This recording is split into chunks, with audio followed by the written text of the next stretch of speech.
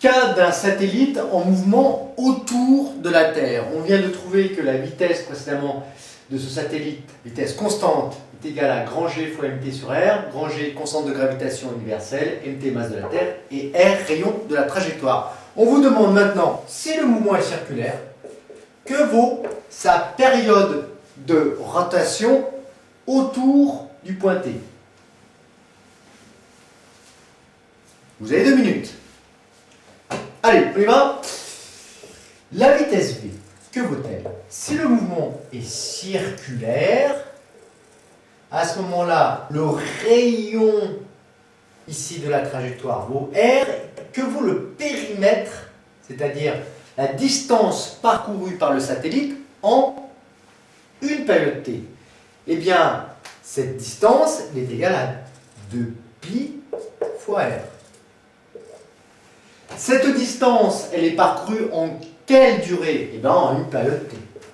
Donc, nous retrouvons l'expression de la vitesse qui est égale à la distance parcourue, c'est-à-dire 2πr, sur la durée du parcours, c'est-à-dire grand T. Autrement dit, T égale 2πr divisé par V.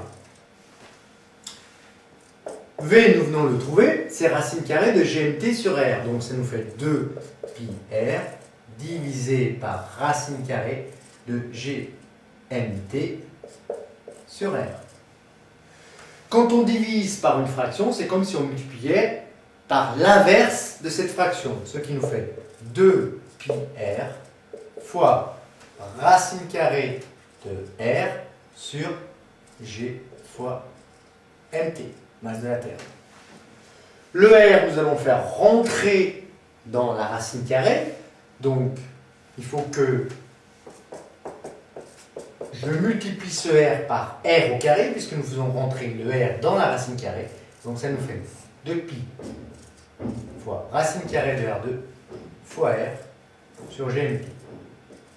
Autrement dit, la période T est égale à 2π fois racine carrée de R au cube sur GMT.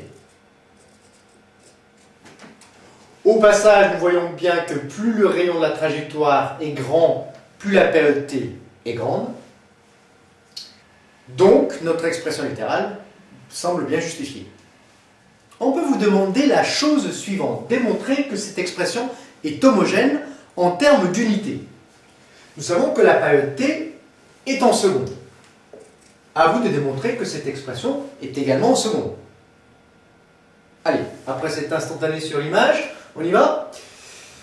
2π, eh bien l'unité de 2π, c'est des radians, mais c'est sans dimension physique, donc on le remplace par 1 dans l'expression. Racine carrée de R, ce sont des mètres au cube, divisé par G, qui vaut, constante de gravitation universelle, 6,67 10 11 mètres cubes, kilogramme moins 1, seconde moins 2. Donc mètre cube fois kilogramme moins 1, seconde moins 2. N'ayons pas peur de tirer le trait plus loin. Fois la masse de la Terre qui est en kilogrammes. Alors, roulement de tambour, mètre cube, ça se simplifie. Kilogramme puissance moins 1 fois kilogramme puissance 1, ça fait kilogramme puissance 0, ça fait 1. A puissance 0, ça fait 1. Voilà, donc ça c'est 1.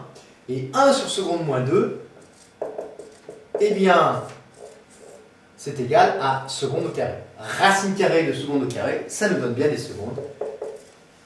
Cette expression est bien homogène en termes d'unité.